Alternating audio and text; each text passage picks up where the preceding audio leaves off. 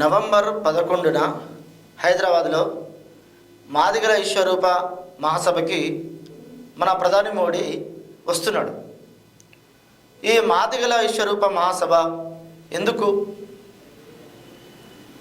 Modi SC వర్గీకరణ గురించి ఏం చెప్పబోతున్నాడు? ఈ విశ్వరూప మహాసభలో ఎస్సీ వర్గీకరణ గురించి మోడీ ఏం మాట్లాడబోతున్నాడు అనేది మనం ఆలోచించాల్సిన అవసరం ఉంది. దానికంటే ముందుగా గత 30 సంవత్సరాలుగా ఎస్సీ వర్గీకరణ కోసం మందకృష్ణ మాదిగ గారి నాయకత్వంలో బలమైన పోరాటాలు 2 తెలుగు రాష్ట్రాల్లో జరుగుతూ ఉన్నాయి. ఈ ఎస్సీ వర్గీకరణ అనేది ఎస్సీ వర్గీకరణ డిమాండ్ అనేది పాలక వర్గాలకి ఒక ఓట్లు సాధించే సాధనాలుగా మారిపోయినాయి తప్ప ఎస్సీ వర్గీకరణ మాత్రం జరగట్లేదు. గత 30 సంవత్సరాలుగా ఇలా అది కొనసాగుతూనే ఉంది. కానీ నేడు హైదరాబాద్లో ప్రధానమంత్రి మళ్ళీ రావడంతో ఈ చర్చ మళ్ళీ బలంగా కొనసాగుతున్న పరిస్థితి ఉన్నది. అది కాంగ్రెస్ కావచ్చు, టీడీపీ కావచ్చు, టీఆర్ఎస్ కావచ్చు, నేడు బీజేపీ కావచ్చు. ఎస్సీ వర్గీకరణ గత 30 సంవత్సరాల డిమాండ్ని వాళ్లకు ఓట్లు తెచ్చి పెట్టే ఒక డిమాండ్గా పాలకవర్గ పార్టీలు మార్చుకున్నాయి. అంటే ఏంటి దీని అర్థం? అంటే పాలకవర్గ పార్టీలకి దళితులు, ఎస్సీ మాదిగలు ఓట్ల సాధకులుగా, ఓట్ల సాధనాలుగా మారిపోయింది అనేది మనకు అర్థమవుతుంది.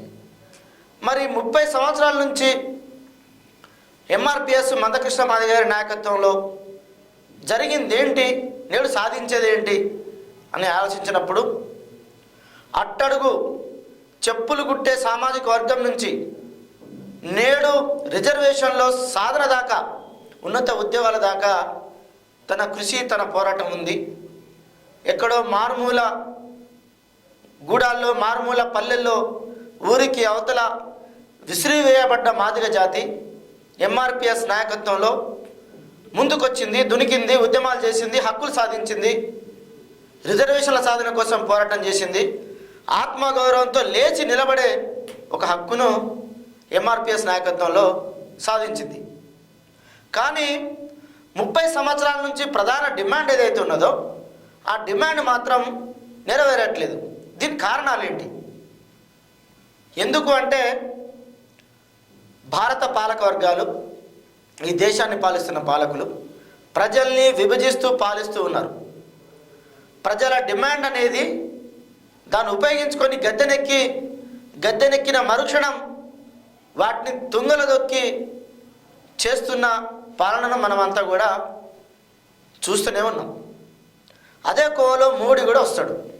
ఎందుకు అంటే ఇప్పుడు బీజేపీ కొత్తగా ఎస్సీ వర్గీకరణ గురించి మాట్లాడేది ఏమీ లేదు.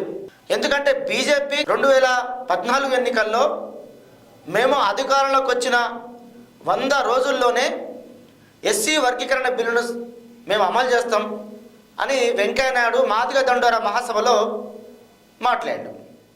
మరి ఇప్పుడు ఎన్ని సంవత్సరాలు అయింది? దాదాపు 10 సంవత్సరాలు గడిచిపోయింది. 10 సంవత్సరాలకు 100 రోజులకు తేడా ఏంటి? మరి ఎందుకు అమలు చేయలేకపోయింది? పార్లమెంట్లో బీజేపీకి మద్దతు లేదా? పార్లమెంట్లో బీజేపీకి 1/3 మెజార్టీ ఉంది. కానీ ఎస్సీ వర్గీకరణ బిల్లు అమలు చేయలేదు. పైగా పార్లమెంట్లో 2 నెలల క్రితం ఒక ఎంపీ ఎస్సీ వర్గీకరణ గురించి నరేంద్ర మోడీని అడిగితే 29 రాష్ట్రాల్లో 7 కేంద్ర పాలిత ప్రాంతాల్లో ప్రజా అభిప్రాయ సేకరణ చేస్తున్నాం, 7 రాష్ట్రాలు మాత్రమే ఎస్సీ వర్గీకరణకు అనుకూలంగా ఉన్నాయి, మిగతా రాష్ట్రాలు వ్యతిరేకిస్తున్నాయి, కాబట్టి ఇప్పుడు ఎస్సీ వర్గీకరణ అనేది జరగదు అని నరేంద్ర మోడీ మాట్లాడాడు. అలాంటిది ఇప్పుడు 2 నెలల కాలంలోనే మళ్ళీ ఎస్సీ వర్గీకరణ గురించి మోడీ ఏం మాట్లాడబోతాడు? భారత ప్రజల సాక్షిగా, పార్లమెంట్ సాక్షిగా ఎస్సీ వర్గీకరణ జరగదన్న మోడీ నవంబర్ 11వ తారీఖు నాడు హైదరాబాద్లో ఎస్సీ వర్గీకరణ గురించి ఏం మాట్లాడబోతాడు? మోడీ ఎస్సీ వర్గీకరణ చేయడానికి రాష్ట్రాల ఆమోదం కావాల్సిందేనా?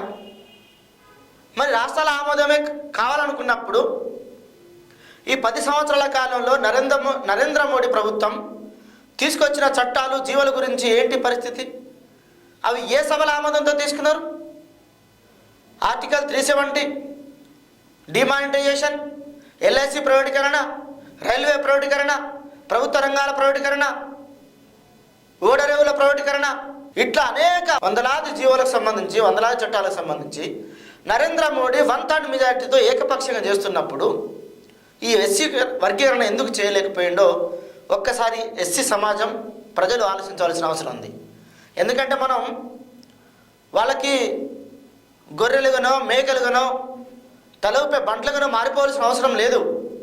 తెగించి కొట్లాడితేనే సమస్య పరిష్కారం అయింది. నేడు అది ఎందుకు అమలు కాలేదు?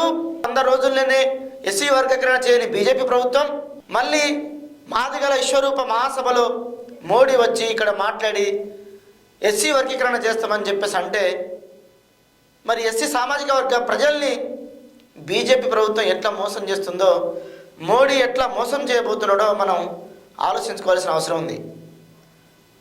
ఒకేలా మోడీ ఈసారి పార్లమెంట్ శీతాకాల సమావేశంలో ఎస్సీ వర్గీకరణ బిల్లును ప్రవేశపెడతామంటే సంతోషం. ఎస్సీ వర్గీకరణ జరగవలసిందే, మాదిగలకు న్యాయం జరగవలసిందే, మందకృష్ణ మాదిగ గారి యొక్క పోరాటం ఫలించవలసిందే. కానీ ఇక్కడ మరో ప్రమాదం పొంచింది.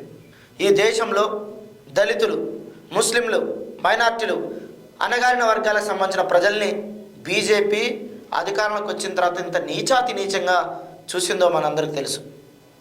ఏది తినాలో శాసించింది, ఏది తినద్దో శాసించింది. తిండిపై, బట్టపై, జీవన విధానంపై, ఆత్మగౌరవంపై బీజేపీ శాసించింది.